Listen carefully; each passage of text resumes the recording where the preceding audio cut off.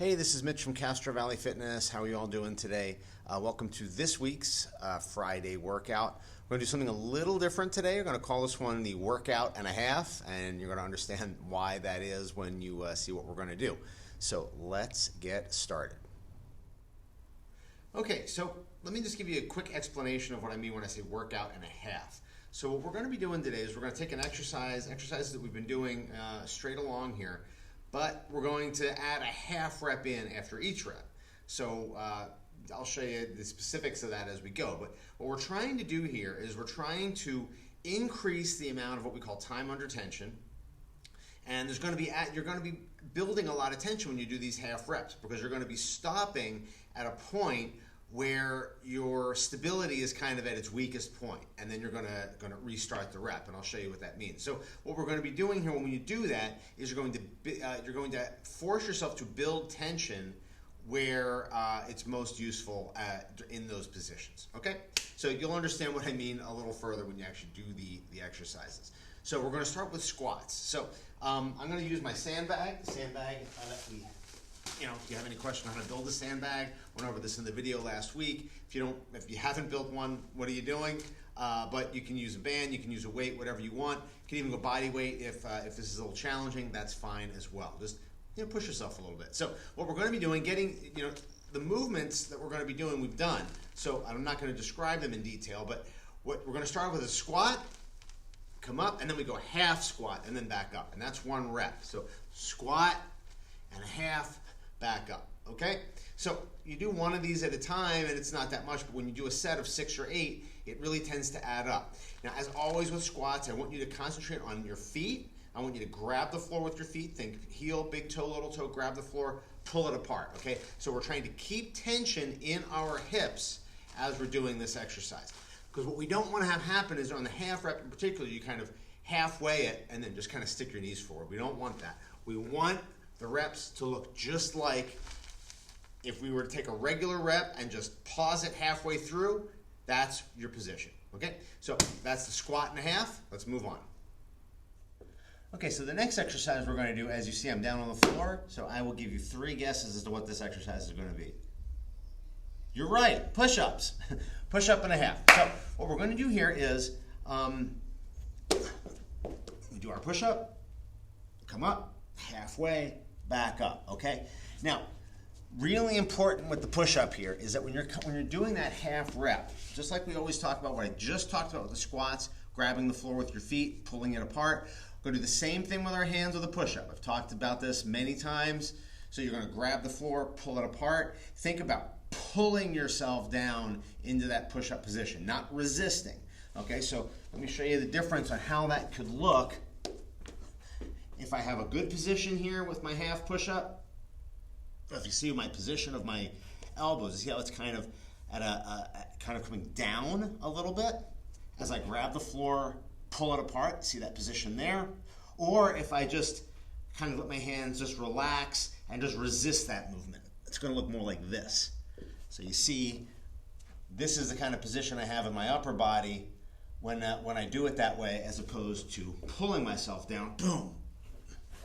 And I have this position, which is obviously a much better position. So once again, the push-up and a half, push-up and a half, back up. If you can't do that from the floor, that is perfectly fine. Do it with your hands on a desk or a table or a chair or whatever works for you. Just make sure you are building that tension. We do not want to feel this right up here or right in there, okay? Let's move on. Okay, so the next exercise we're going to be doing, we call a split squat. So what we're going to be doing, I'll show you how to do it with a band. If you want to do it with your sandbag, you can just kind of hold it in your elbows, kind of like I did for the squat, same kind of holding position there.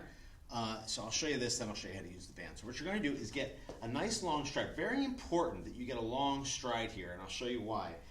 Most of our weight is going to be on the front heel, okay, not your toe. And I'll show you why for that as well. So what the movement's going to be, you're going to go down. Want to get that back knee as low to the ground as you can without it actually touching. Come back up, and then a half. 1 and a half. 1 and a half. okay? It's going to build a lot of good tension in that back hip in particular and a little bit on that front quad, okay? So a couple things that I want to show you. Well, first let me show you how to hold the band if you're going to do that. You want to get the band under your front foot, bring it up like this. Notice my elbows are through the band. I don't want to wind up holding it like this. It's going to make my shoulders shrug up, which I don't want. Just like that. That's position, down, and a half. Okay?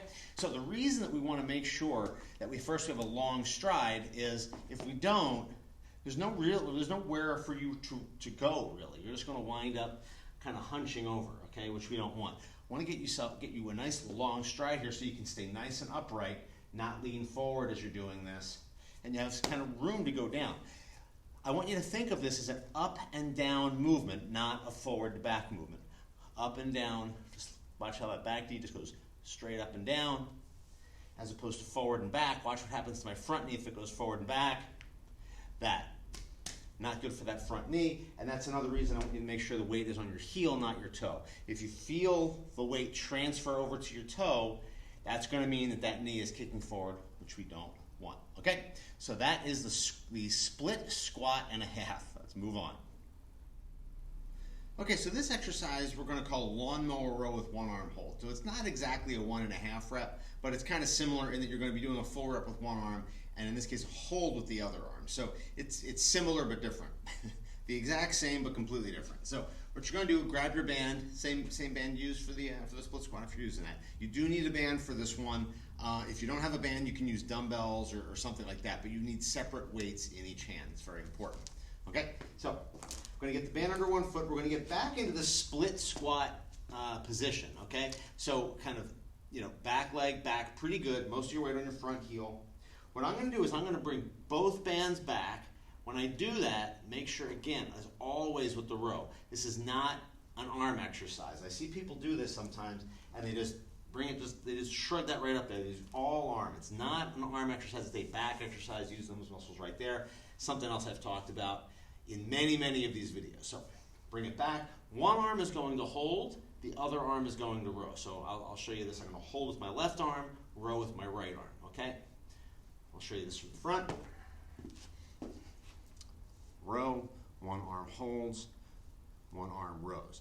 That holding arm, I should be feeling very much right here. That's what that hold is about. Just getting that position, locking that position in, and then rowing with the other arm.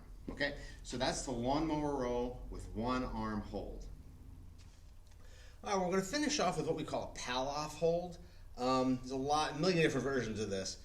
This is one that we kind of do here. Again, kind of Pallof Hold and a half. Just kind of getting back to that. So what we're going to do with the Pallof Hold, we've done this before. A few weeks back we did a Pallof Hold with a band. So you can do this with the band, you can do this with the sandbag, you can do this with a dumbbell. Don't need a lot of weight for this, but you need something.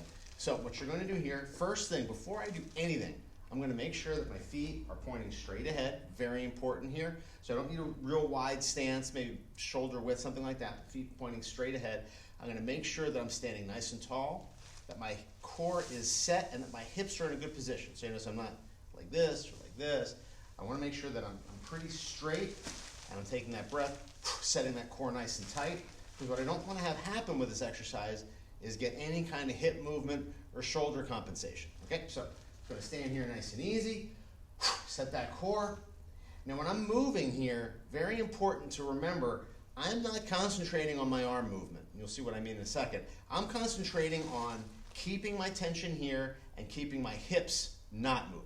Okay, so I'm not concentrating on the movement, I'm concentrating on not moving through the hips. Okay, so what I'm going to do is hold the sandbag in this case, get myself set, bring it out, halfway, out, halfway. So if you notice, real easy here to get kind of upper body movement, all sorts of compensations going through that upper body. We don't want that. Lock it in, out, halfway, out, halfway. That is very challenging. Make sure you continue to breathe during that. Nice big breaths during that throughout that whole sequence, okay? So that's the Pallof Hold and a half. Let's move along. So the last little bit of cardio we're going to throw in here, we're going to do skater jumps with a hold. Okay, so we've done skater jumps before. We did it with the towel workout just a little bit ago when we were doing our towel work. So however long ago that is, I don't remember. It all runs together sometimes. So the skater jumps, just to remind you, going side to side, okay? If you want to add a little tension, you can grab a towel, you can grab a band, just hold it out in front of you. You do need either a towel or a band, a weight, or a sandbag. It's not really going to work for this one so much. So what I want you to do is hold, 3, 2, 1, boom, 3, 2, 1, boom. So not easy to do that, particularly if you have tension coming through here. So boom, 3, 2, 1, 3, 2, 1, 3, 2, 1, and so on. It's actually going to hit a lot of core. When you get the feel for that, I really want you to concentrate on exploding off of that foot. So don't just kind of go 3, 2, 1, 3, 2, 1. We want to go boom, boom, like really get a nice powerful, explosive jump and movement in there. So that's what we got. We're going to do, I'll let you decide how you're going to do this. You can do all of this stuff in a circuit fashion, where you're doing maybe 30 seconds of each, or a certain amount of reps of each. I'm just going to list it out as kind of a bunch of separate exercises, but put it together however you want. You can double them up. You can go upper lower, like upper body exercise, lower body exercise in a little superset. You can just go run them right through. You can go each exercise in its own set. However you want to do it, make it up, have fun, variations. So this is Mitch from Castro Valley Fitness, wishing you another great weekend, and hopefully you're doing well. Bye.